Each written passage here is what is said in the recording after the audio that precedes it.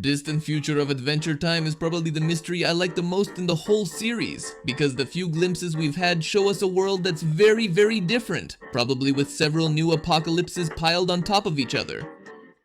In fact, if you're confused and wondering if I've already made a video about this, it's probably because about 3 years ago I did some research on the future OU after the death of Finn and Jake, and I very briefly talked about what we knew about the distant future, 1,000 years after the events of the show. But this video will be quite different, and it actually works more like a sequel to that one. Today, we'll investigate the fate of the Candy Kingdom, and why it ended up in that state of destruction, abandonment, and ruin, which we first saw in the episode of Lemonhope Part 2, and we'll explore a bit more in depth about this future. And why are the most popular theories you've seen on other YouTube channels wrong, very wrong. And although we'll have to go over some familiar ground again, we'll also talk about a lot of material you didn't know about. If you only watched the video about UU after the death of Finn and Jake, including several new things I hadn't found for that video, and what about the material Fiona and Cake showed us about the grey and futuristic future of the lands of U? As you probably already know, all of this begins with the end of the episode Lemonhope Part 2, where we see a very old Lemonhope in a far-off future, wandering through the ruins of the future Candy Kingdom, destroyed by an unknown cataclysm. It's quite enigmatic, because there's no dialogue or extra context for what we see on screen, just several destroyed vehicles and a large metropolis with its buildings, businesses, and trains in ruins. We can even see in the background the old castle of the Candy Kingdom, with a leafless tree and everything abandoned around it. At the time, these brought a lot of speculation and tons of unanswered questions. Could it be that those vehicles we saw outside the city were the remains of a battle centuries ago? Did history repeat itself and everything was destroyed in a new mushroom war? What happened to the Candy citizens? Did they all die? Why do the new buildings look so much like a modern human city? And was Lemonhope the last living being in this horrible futuristic world? Of course, we already know the answers to some of these questions. Lemonhope wasn't the last living being. The Candy Kingdom continues in the form of those gigantic guardians we saw in detail in Grayble's 1000+. And in fact, in this future there are a bunch of other civilizations and interesting characters wandering around, as we see in Come Along With Me and the finale of the first season of Fiona and Cake. But we'll get to all that in due time, because this is where we find one of those pieces of evidence that make me think all the other researchers are getting it wrong. Fable.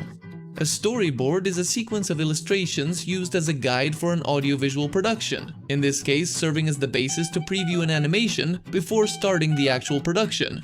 In Adventure Time, those storyboards and other story concepts were created by several people. But the one for Lemonhope Part 2 was done by Steve Wolfhard, the guy to whom we owe the entire story of Adventure Time's future. The storyboard for this episode looks pretty normal, but when we see the scene of the Candy Kingdom in ruins, we find something quite interesting. 2 notes that will be vital to understanding the future of this world. The tree is dead on top of the castle.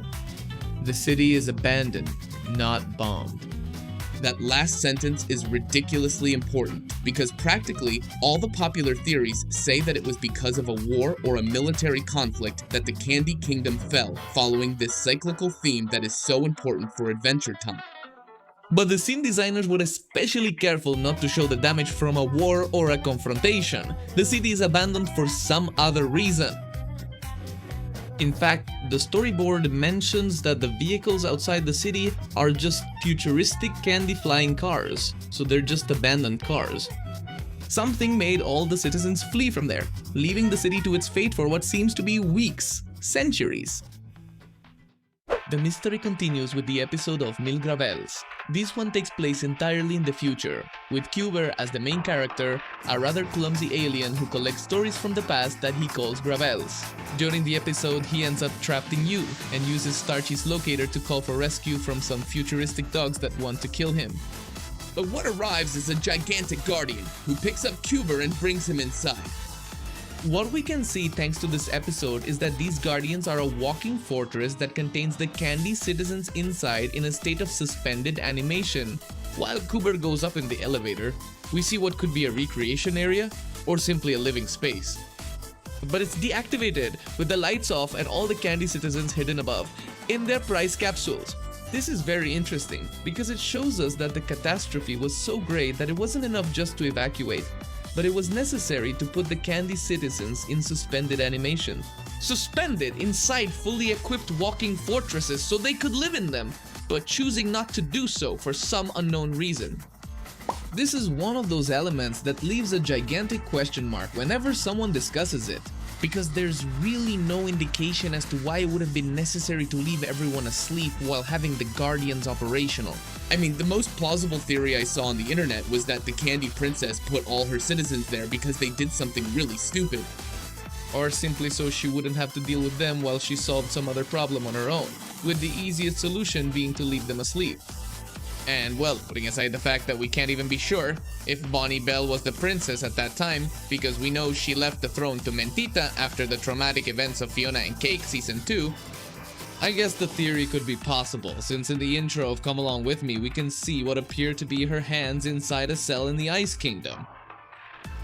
It's never been confirmed if it's really her, but Steve Wolfhard did mention that all the elementals appear in this intro.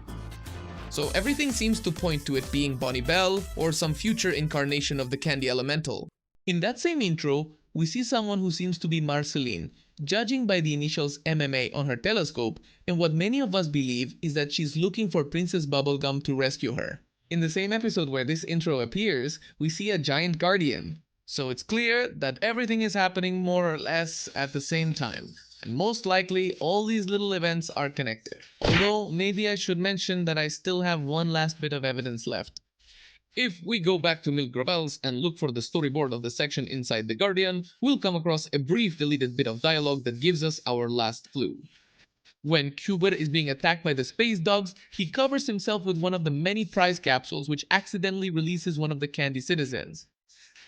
In the official episode, this also happens, and the Candy citizen asks what time it is. But in the storyboard, he adds another question. Did it work? This is vital for the picture we're trying to form of this unknown catastrophe.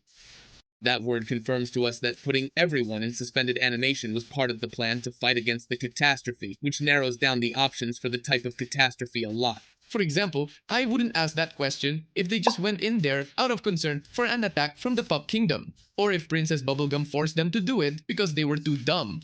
In fact, it helps to reiterate that it was probably a single event, something whose solution involves leaving everyone frozen indefinitely. It doesn't sound to me like it's an extended war with Gibbon's Pup Kingdom, like some YouTube theories say. Because in Fiona and Cake we see that even though it's an authoritarian kingdom, there's no indication that they're trying to expand into other parts of Wu, and at no point do they come into direct conflict with the Candy Guardians. Which makes, in my opinion, the answer pretty clear and obvious. Do you remember how I said that the 2 text notes from the storyboard of Lemonhope Part 2 were going to be vital to understanding what had happened? Well, I still haven't talked about the first one. The tree is dead atop the castle. As we see in the episode of Bonnie and Neddy, the tree is the source of life for the entire Candy Kingdom. But not without Neddy, Bonnie's little brother, who's kind of like a gum dragon with trouble socializing. His job is to suck the sap from the tree in the middle of the kingdom, and his body processes the sap and turns it into candy juice, which is then sent through the aqueduct system to all the citizens of the kingdom, who use it to feed themselves, heal themselves, bathe, and basically it makes this society work. As Finn says, this juice is the life of the Candy Kingdom, and from what we can see, it's equivalent to water for all forms of life created by Princess Bubblegum. It's what keeps them all alive. But what if Neddy or the tree died? What would happen if, for some unknown reason, like sabotage from another kingdom, or simply the passage of time, the source of life for this kingdom suddenly stopped working? Something curious is that it seems the tree and Neddy are in a symbiotic relationship, because as we see in the flashbacks of the episode, the gigantic tree in the center of the kingdom seems to have started as an ordinary candy tree that Neddy found around there. Maybe it's thanks to Neddy that the tree reached such an impressive size. And maybe the loss of this adorable candy dragon was what started the chain of events that led to the current state of the Candy Kingdom. Personally, I think that after the loss of Neddy, Princess Bubblegum realized she needed to put all the citizens in suspended animation so they wouldn't die of starvation. I think that's the only thing that explains that decision, aside from a deadly pandemic or something like that.